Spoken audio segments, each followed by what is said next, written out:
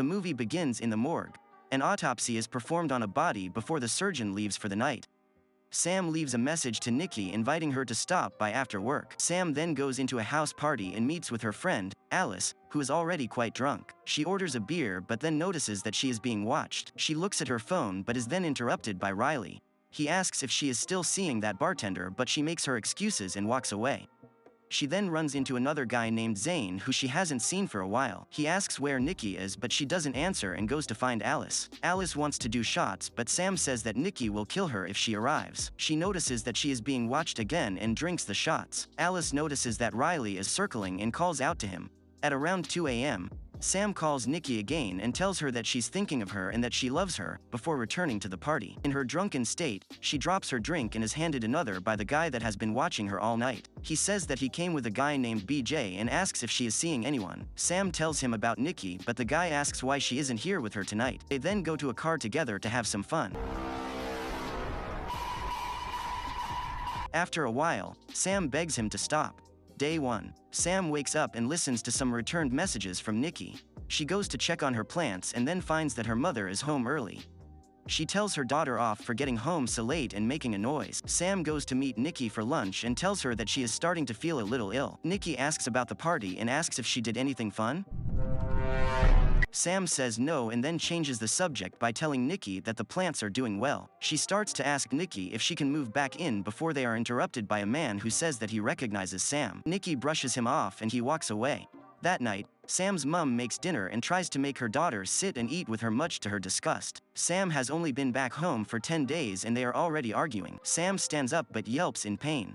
Her mum asks if she's okay but she says that it's only cramps and she is going to lay down. Day 2. Sam wakes the following day feeling groggy. She notices blood in the bed and strange marks on her body.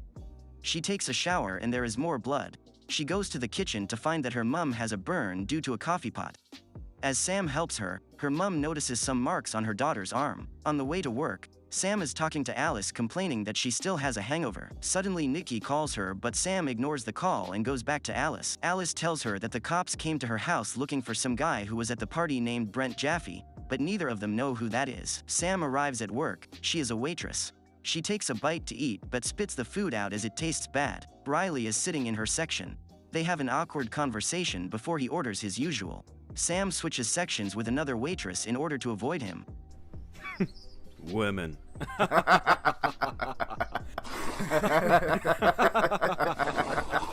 As she takes an order, she suddenly hears a piercing sound and is unable to concentrate. She rushes off to the bathroom and covers her ears, thrashing around telling it to stop. One of the other waitresses checks on her and she says that she will be out in a second. She looks down and notices that she has bled into the toilet bowl and tries to clean it up. Afterwards, she returns to her table but doubles over in pain. She goes to the doctor and explains what is happening. He examines her and tells her that her heart rate is unusually slow. She tells him what happened in the car but cannot remember if they were safe. Despite other symptoms, the doctor still cannot explain the bleeding. Sam goes to see Nikki.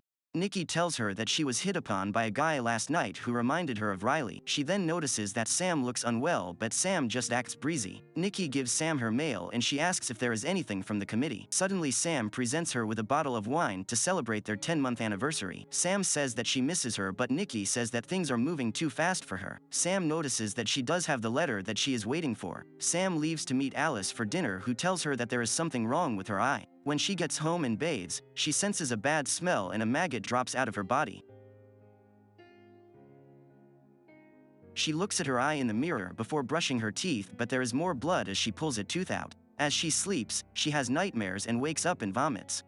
Her mother asks if she is okay but she asks to be left alone. As she leaves, she tells her mother that she got in and her mother replies that she is proud of her. Day 3. Sam wakes up, slumped over the toilet in a pool of blood. She clears up and tries to bathe.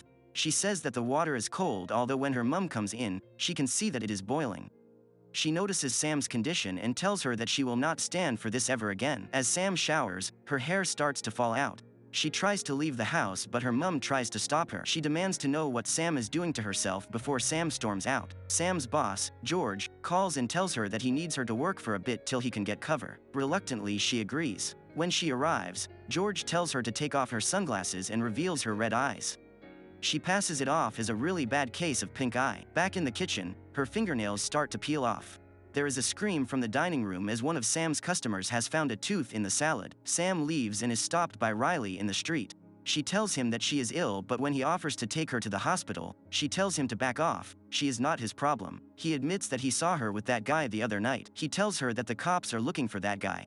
She tells him to stay away from her or she will report him for stalking her. In the doctor's waiting room, she receives a call from Alice who tells her that the police caught the guy from the party and now want a list of names from her of anyone that was at the party and could have had contact with him. She doesn't know why, but the guy calls himself BJ and that's why no one recognized the name. The doctor doesn't know what is wrong with her.